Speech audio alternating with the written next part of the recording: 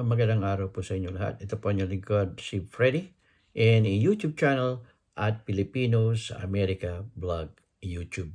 Okay? At if you haven't subscribed to my channel, please drop the link, the red button, and so you could be subscribed to my channel, and it's all free. Okay? And at the same time, give me a big likes.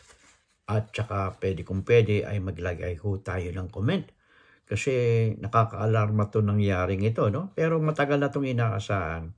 Ang aking content for today ay ang pagsasara o last farewell message ng tahanang pinakamasaya. Na ito ay dating fake Itbulaga ng Tape Incorporated. Ito ay sa GMA7 na nagsara na sila ng last Saturday, okay?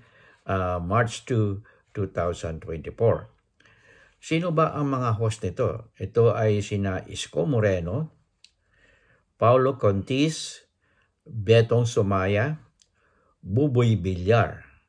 At ito ay nangyari after Marikina Trial Court ay pinagbawalan silang gamitin ang Itbulaga. Kaya ito ay naging tahanang pinakamasaya.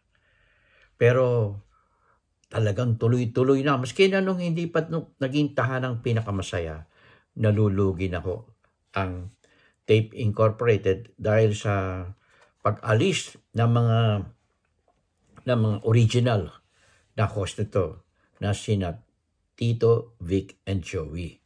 No, talaga namang henyo na hindi matanggap ng tape. Hindi matanggap ng tape. At gumawa siya ng iba-ibang klase na mga paninira na kailangan may palitan sa mga cast samantalang kumikita naman ho. Okay? Ito nagpapatunay na talagang natalo sila after natalo sila sa Marikina Trial Court. At meron pa silang natalo Puro talo sila sa MTRCB. Ganyan.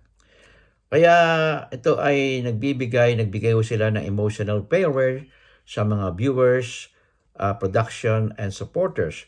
Lalo na yung mga kanilang mga iilan na lang na mga advertiser na at na-involved din yung kanilang kumpanya sa financial difficulties and contractual dispute kasi meron din silang mga problema The show official Facebook and YT pages are no longer accessible. Hindi na rin ma-access yung kanilang mga pages and channel sa Facebook and YT. Yan.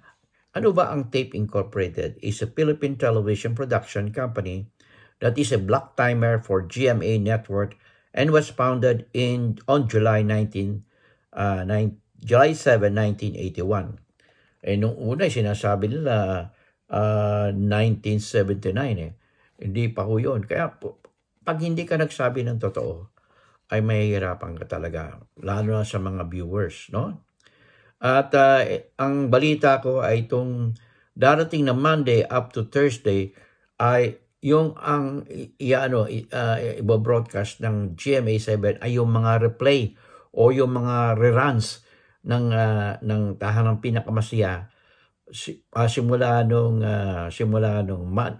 Monday bukas hanggang Thursday o ngayong araw na to, Lunes na ngayon dyan hanggang Thursday mapapanood pa rin nyo mga rerun na to at sa Friday baka meron nung lumabas na bagong replacement program na sa tahanang pinakamasaya. Talagang nalugi na ho na talagang hindi nila ma-admit na lalo to si Paulo Contis na hindi niya matanggap, no? At nagsisilbi siyang parang abogado, no?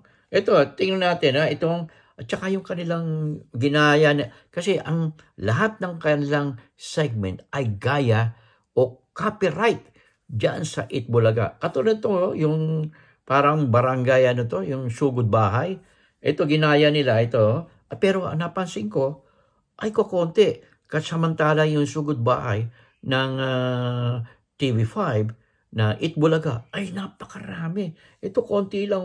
Ito, yan. Napasilin natin mga kapuso Yan. sa bandang wakali ng telebisyon nyo. Pataas ang entries ng QR.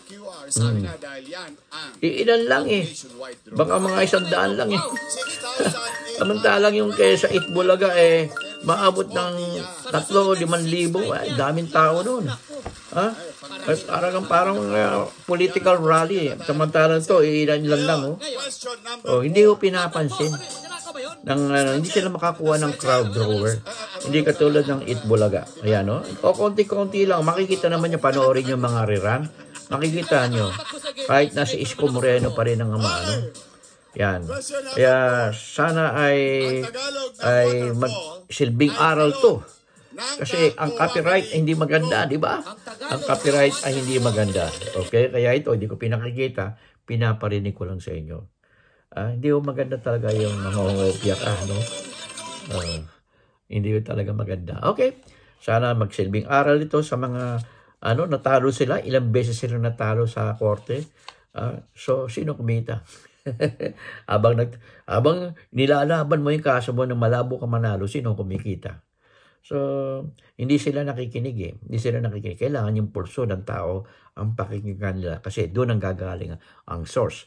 Kasi ang mga tao, ang siya nanonood at ang mga sponsor ay doon di umaasa. Ngayon, pag tinanggal mo yon ay wala rin. Ayan, nagsara sila. Okay? So, in God we trust, never hold your peace. This is a special vlog ko. Kasi talagang hindi ko talaga mapigil na tagumpay ang TVJ, ang real original Itbulaga just sa TV5. Okay? In God we trust, never hold your peace. I'll see you in my next vlog.